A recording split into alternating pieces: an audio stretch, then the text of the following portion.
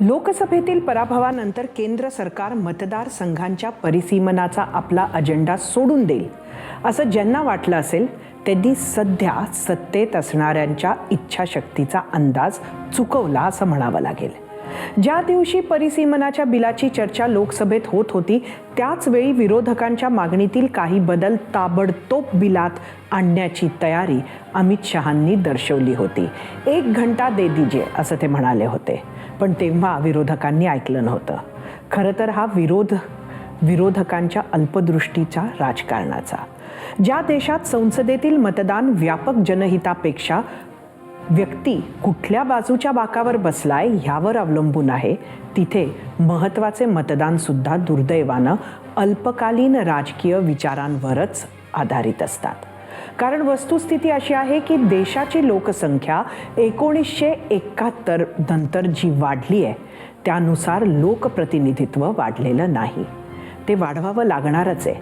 ते कसं वाढवायचं ह्यावर चर्चा खरं तर होऊ शकते. त्याच वेळी महिलांसाठी 33% आरक्षण लागू करण्याचाही मार्ग मोकळा होणार होता. पण त्यावेळी ह्या दोन बाबी परिसीमा आणि महिला आरक्षण हे एकत्रित आणण्याचा प्रयत्न अर्थातच वादग्रस्त ठरला. नेहमी विजयाची खात्री करूनच पावलं उचलणाऱ्या केंद्र सरकारनं यावेळी सत्तेच्या कॉरिडॉर्समध्ये आवश्यक राजकीय गणितं जुळवून विजय निश्चित का केला नसावा हा तर प्रश्न आहेच.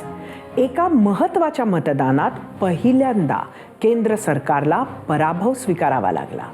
तत्पश्चात विरोधक हे महिला आरक्षण विरोधी असल्याचं चित्र उभं करण्याचा प्रयत्न सरकारनं केला, पण तो कितपत यशस्वी झाला हा सुद्धा प्रश्न आहेच.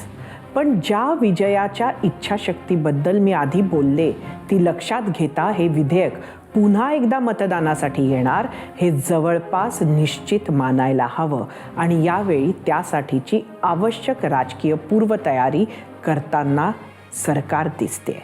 मग तृणमूल काँग्रेसची फूट असो किंवा उद्धव ठाकरे गटाचे विभाजन असो, पण इथेच ही मंडळी थांबत नाहीयेत किंवा त्यांना एवढ्यावरच थांबता येणार नाहीये हे पण स्पष्ट आहे.